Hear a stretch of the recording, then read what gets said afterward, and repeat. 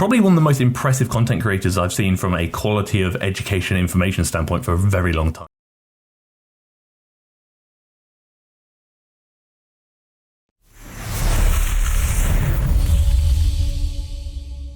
A bloody new name today, Kelly Matthews, strength coach. I'm gonna gander at that because that's tickling my pickle a little bit. But before I do actually gander at that, I must tell you very quickly that if you want a chance to enter into the raffle to win either 2 months free coaching with me, a free program written by me, or maybe even a free workout guide or multiple workout guides depending, then all you have to do is go onto the TFNL website, which is tfnl.uk, purchase one of the workout guides, and then immediately you're entered into the raffle. And if you actually join the mailing list, which is linked down below at the bottom of the website, you may actually get a discount code to use on those raffle tings. So have a gander if you fancy it. But until then, we're going to look at Kelly Matthews, strength coach, and we're going to gander at some bits and bobs regarding, is this good source or is this questionable source? And I'm going to let you know about the source that's sourcing. Stop doing RDLs. Feel pretty called out by that, I'm going to be honest with you, but we're working on it. For RDLs, you're going to be standing, shoulders back. Your hands should be just outside of your thighs. Feet should be about hips width distance apart. You're going to initiate this movement by pushing your hips back. That's a big yes. So many people, when they're doing an RDL, just go down. They actually just go down with it, when in reality it is a hip hinge movement. So how do you want to initiate that movement? By hinging at the hips. Start to descend down. I'm also going to bend into my knees slightly. That's the difference between an RDL and a stiff leg deadlift. That's also very valid. Again, there is actually a difference between a stiff leg or straight leg deadlift and an RDL. So typically the stiff leg deadlift or SLDL is going to be a little bit more hamstring dominant because you are maintaining slightly more extended knees. Therefore the hamstrings are going to get a little bit more lengthened. Whereas when you actually bend your knees ever so slightly, there is an argument that you could be putting the hamstrings in some slight active insufficiency by essentially shortening them slightly through bending, but you are then allowing yourself to travel through a slightly greater range of motion for the glutes, thus lengthening the glutes a bit more and transferring a bit of that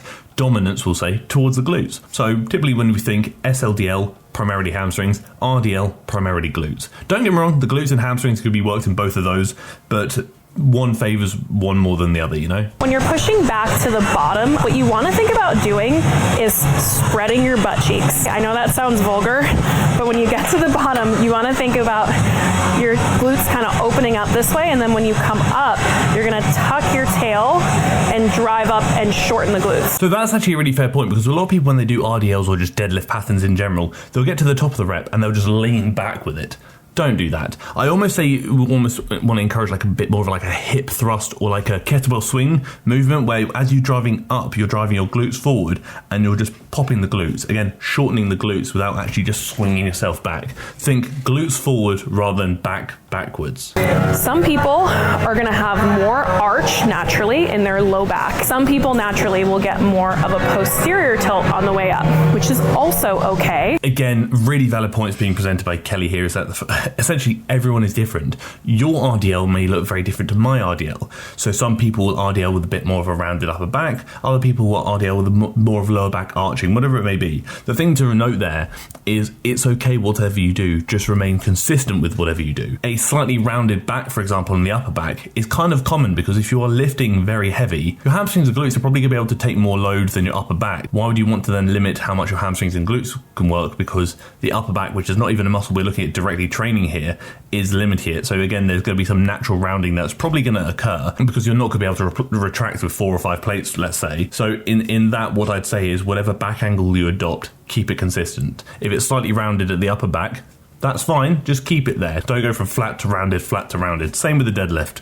Again, consistent angle is what we're looking at. If you're feeling engagement in your lower back, this is also normal. You are going to be using your erector muscle. So many people say, oh, I feel the RDL in my lower back. Of course you do, because your lower back is working to go through this movement. Your lower back is never not going to work to do an RDL. People may feel their lower back a little bit more if they're going too low. So oftentimes when we're hinging back, we'll get to the point where our hips can no longer travel backwards. Therefore, our hamstrings and glutes aren't lengthening anymore. Therefore, that tension needs to be shifted elsewhere, and that movement is now going to transfer over towards the lower back. So what I typically say is when your hips can no longer travel back, your range of motion is done. Because again, push further than that and you just end up going up and down, your lower back's going to get very involved. This is a bloody good video. I really like this. I've never seen Kelly before, but I'm glad I've seen her now. Let's have a look at the old bench press, because you know I do quite like a bench press. When your bench PR is 170 pounds, that's bloody good, but you're in a room full of women telling you can push 185. That's also a bloody good bench.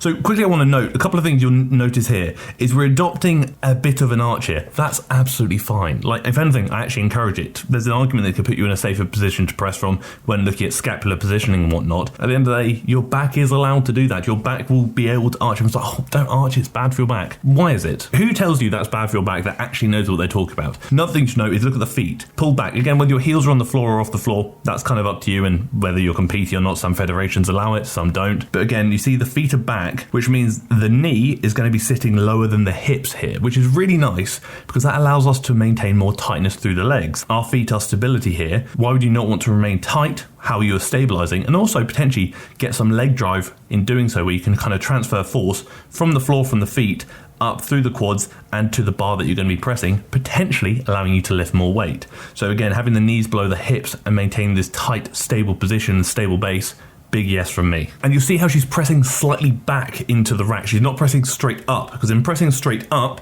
it's not going to go like so. It's actually going to go slightly away from your body. Therefore, your anterior delts are desperately going to hang on not to drop the bar. Again, think about pressing slightly back, like a slight curve into the rack. Let's watch that again.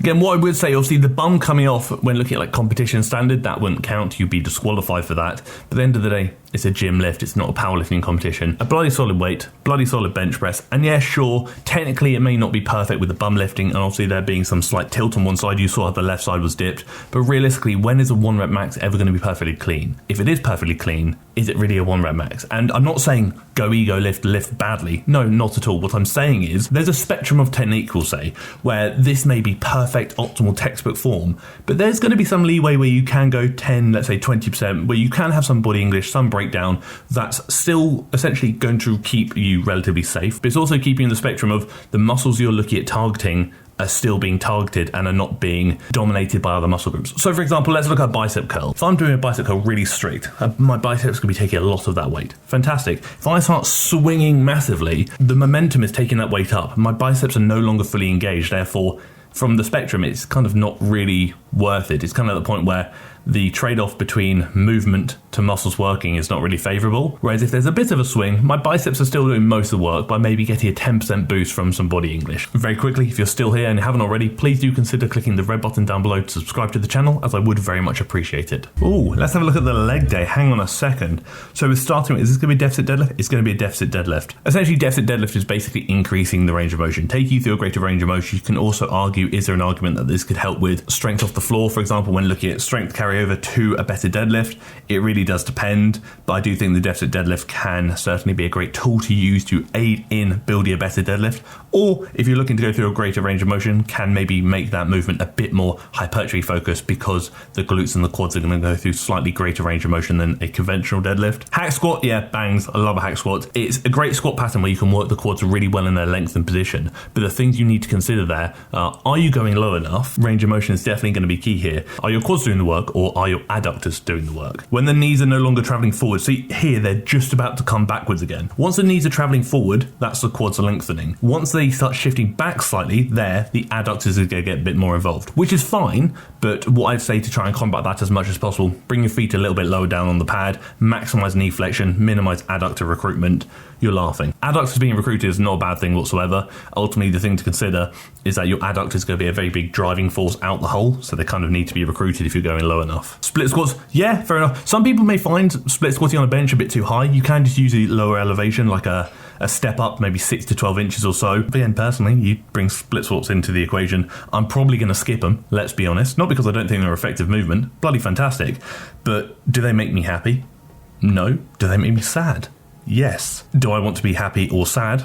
I'd probably rather be happier than sadder, therefore split squats are bad for you. And then we're getting some leg curls in, fantastic, that's fine, and some leg extensions. The thing I kind of say about this workout is we look at it from kind of muscle length. You've got the hack squat, length and position quad. You've got the split squat, arguably mid-position quad. Then you've got the leg extension, which is going to be short and position quad. Fantastic, love that. Again, from like a quad development perspective, you kind of ticked every box there. When you look at the deadlift, realistically, deadlifts are going to be very much lower back, glutes, and quads. When you look at the biomechanics of movements, everyone's like, oh, look how much your hamstrings are working. Not as much as you think. The knee extension element of that is going to be very much quad dominant. 3x3 is probably not going to be necessarily hypertrophy focused. It's probably going to be more about developing that strength. Then you've got the leg curls. Again, I think realistically the hamstrings are being a bit neglected here. I would try and even just maybe do 3 sets of hamstrings on this day, and ideally have another leg day that's probably going to be a bit more hamstring dominant. But again, if it were up to me personally, let's say I was doing 2 leg days a week, I'd probably drop quad volume down to like 4 to 5 sets. I'd probably bring hamstring volume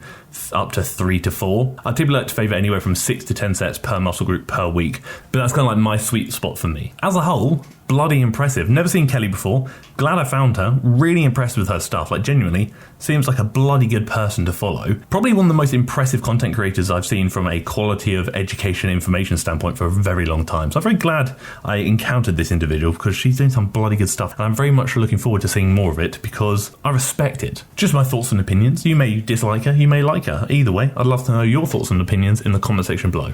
Thank you for tolerating me. Thank you for tolerating my waffle about a new person today. And thank you for tolerating the video.